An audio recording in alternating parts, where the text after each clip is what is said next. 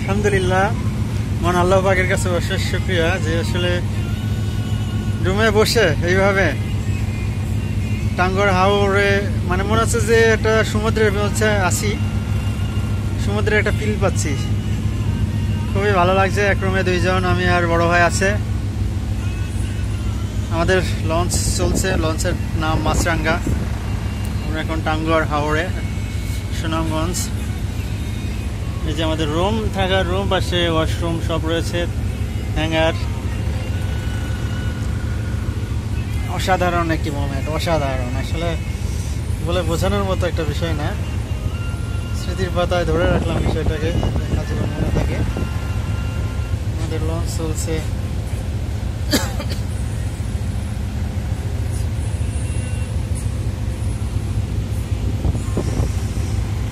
Tanguar Haor.